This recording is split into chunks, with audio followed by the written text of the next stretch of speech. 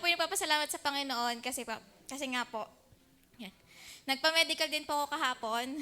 APE namin, positive po. Positive na overweight. Aray ko. Napagalitan ng doktor, kailangan daw mag-dieta.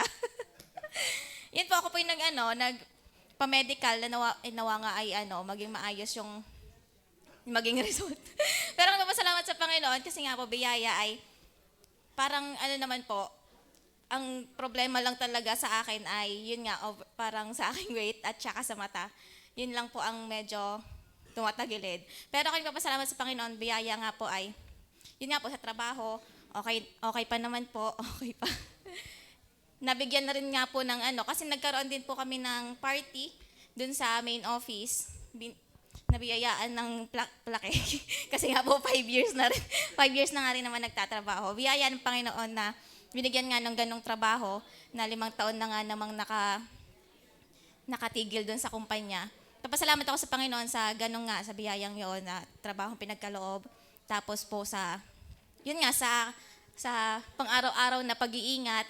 At yun nga, ngayong taon po ay lumayo ang aking bahay, ang aking bahay mula sa trabaho. Kasi dati po, parang Malvar lang hanggang 5. Tapos yun ay parang mga 30 minutes lang ang aking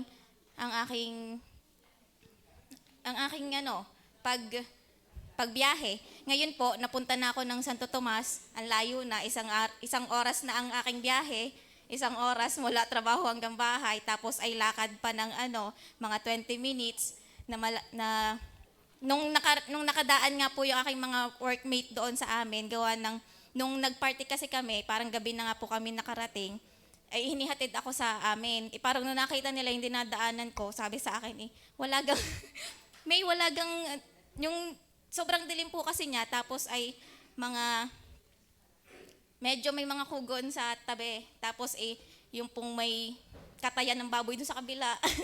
Yung ka po nakakatakot kung ikaw yung magdadaan pong mag-isa, nakakatakot baka bigla kang mahila dyan kung sino.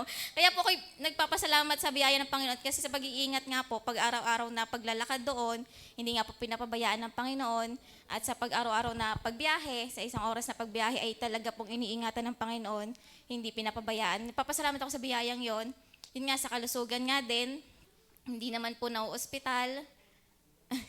Hindi lang po talaga, hindi nagpapacheck up, hindi alam. Pero hindi naman po nagpapa-hospital, tapos ang nagkakasakit man po ay lagnat, ganon. Lagnat, ubo, sipon lang, hindi naman po malala. Kaya papasalamat nga rin po sa health din nga po ng family.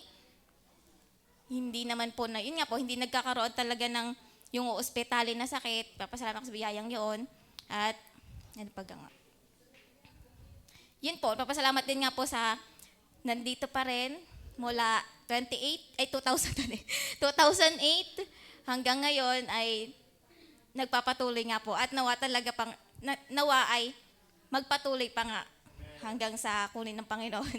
Yun nga, nagpapasalamat ako sa Panginoon sa biyayang yon at nawa talaga ay magtagal pa nga po. At ibigayaan pa nga ng Panginoon ng kalakasan pa rin nga po patuloy.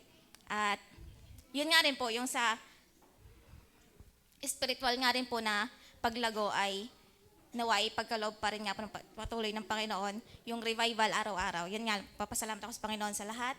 At yun lang po.